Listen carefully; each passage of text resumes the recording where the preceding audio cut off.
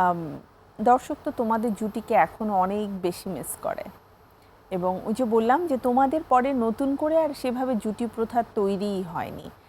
আম, সেই জুটি পর্দায় ফিরে আসুক এই প্রত্যাশায় তো আমরা রয়েছি, কিন্তু তোমার পছন্দের একটা মুভি যেটাতে তোমরা দুজন মিলে একসাথে কাজ করেছো, যে মুভির স্মৃতি এখনো তুমি ভুলতে পারো না, যে ওই মুভিটা আসলে সব মুভিকে ছাপিয়ে গেছে। অবশ্যই হিরো দ্য সুপারস্টার। এটা যেহেতু এসকে ফিল্মের ফার্স্ট ফিল্ম এবং এটা আমরা গল্প করতে করতে হাসতে হাসতে ধরো প্রোডাকশন হাউসটাকে মেক করা আর ওটা কীভাবে সামনে এগিয়ে যাবে কি কি করা দরকার। সো এই প্রোডাকশন হাউসটা সহকারে সিনেমার কাজ এবং ইমোশন বা স্মৃতি যেটাই বলো না কেন এই সিনেমার সাথে আমার অনেক ওতপ্রোতভাবে জড়িয়ে আছে। এবং আরও একটা স্যাডও আছে, সেটা হচ্ছে আমি যখন 2 নম্বর ফ্লোরে গান করছিলাম হিরো দ্য সুপারস্টারের, ঠিক রাত্রি 9টার দিকে আমার ফোন করলে একটা ফোন আসলো, আমার বাবা গত হয়েছেন। তো আমি জাস্ট আমার গানের আরও 4টা স্টেপ বাকি ছিল। আমি ফোনে কথাটা শুনলাম, শোনার পর ফোনটা রেখে আমি 4টা স্টেপ খুব হাসি মনে দিয়েছি। এবং যে শটটা আমি যখনই বারবার আসে আমি বাবাকে মনে করি যে ঠিক এই শটটার সময় আমি আমার বাবার কথা শুনতে পাই।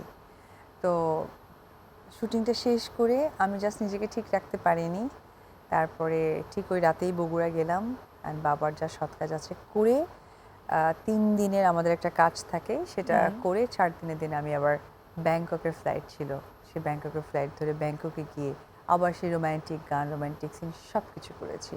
তো এই সিনেমাটার সাথে যেমন আমার স্যাড ইমোশন আছে, এই সিনেমা বা এই প্রোডাকশনের সাথে আমার যেমন আবেগ আছে, এই সিনেমা বা প্রোডাকশনের সাথে আমার যেমন ভালোবাসাটাও আছে। মানে এর সাথে আসলে লাইফের এমন একটা স্মৃতি জড়িয়ে আছে যেটা তুমি চাইলেও কখনো ভুলতে পারবে না, বিকজ বাবা মা এই শব্দগুলো আমাদের এমন একটা ইমোশনের জায়গা।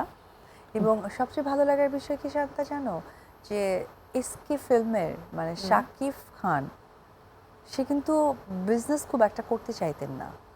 যদি প্রথম ব্যবসায়ী হিসেবে নিজেকে বলো, এই সিনেমা বা এই প্রোডাকশন দিয়েই কিন্তু তার যাত্রা শুরু। হ্যাঁ। এবং সেই সময়টা তোমরা এবং দুজন এটা একসাথে আমি ছিলে। হ্যাঁ, এবং আমি খুব তাকে দুজন মিলে সাপোর্ট করেছি, ভীষণ ভাবে সাপোর্ট করেছি। এবং হিরো সুপারস্টারের একটা উদাহরণ তোমাকে না দিলেই নয়, সেটা হচ্ছে যে আমাদের ওখানে একজন মেকআপ আর্টিস্ট গিয়েছিল। বরাবর তো আমি নিজেই মেকআপ করি নিজেরটা, তো মেকআপ আর্টিস্ট গিয়েছিল, সামহাও ওখানে কোনো একটা ইনসিডেন্টের কারণে মেকআপ আর্টিস্ট চলে আসে।